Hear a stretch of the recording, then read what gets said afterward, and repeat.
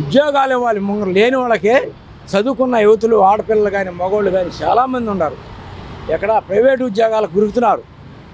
ఎందుకంత బాధ? గవర్నమెంట్ ఉండగా, మన గవర్నమెంట్ ఉండగా, అట్లాగే కేంద్ర గవర్నమెంట్లో కొన్ని లక్షల ఉద్యోగాలు ఖాళీగా ఉన్నాయి.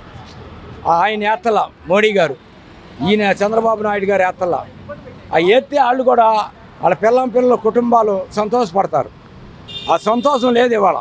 నారా లోకేష్ గారు సంబంధించి ఫీజు రివర్స్మెంట్స్ దశల వారీగా ఇంప్లిమెంట్ చేస్తామని చెప్తున్నారు. మీరేమంటారు సార్?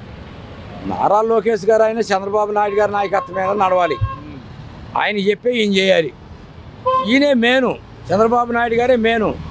ఈయన చెప్తే ఆయన చేస్తాడు. ఆయన సొంతంగా నిర్ణయం ఏమీ లేదు. ఏ మినిస్టర్లు అయినా, ఏ ఎమ్మెల్యేలైనా సలహా చంద్రబాబు నాయుడు గారు ఇవ్వాలి. దాని మీద బట్టే లోకేష్ గారు చేయని, ఎవరైనా చేయని చేస్తారు. మరి ఆయన నాయుడు గారు, చంద్రబాబు నాయుడు గారు మరి అత్యధికంగా మెజార్టీగా గెలిపించారు జనం.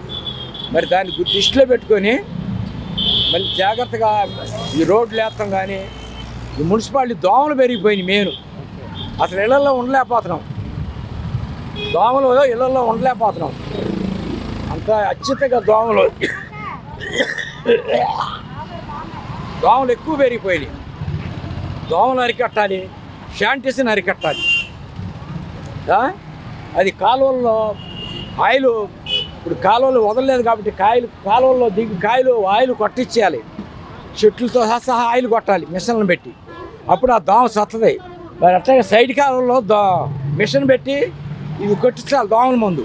అప్పుడు సత్తది, దోమ పట్టుకోకుండా వస్తుంది. అది చేస్తలా. చంద్రబాబు నాయుడు గారు తల్లికి వందనం ఇంప్లిమెంట్ చేస్తాం ఏ మాసంలో? ఏమి లేవు. తల్లికి వందనాలు మరి ఆడపిల్లలకి ఎంతమంది ఉంటే అంతమంది 15,000 ఇస్తా ఉన్నారు. మరి అది ఎప్పటికి ఇస్తారో ఏమో మనకు తెలియదు. మరి భర్తలు చచ్చిపోయిన వాళ్ళకేమో పెన్షన్ రావట్లేదు.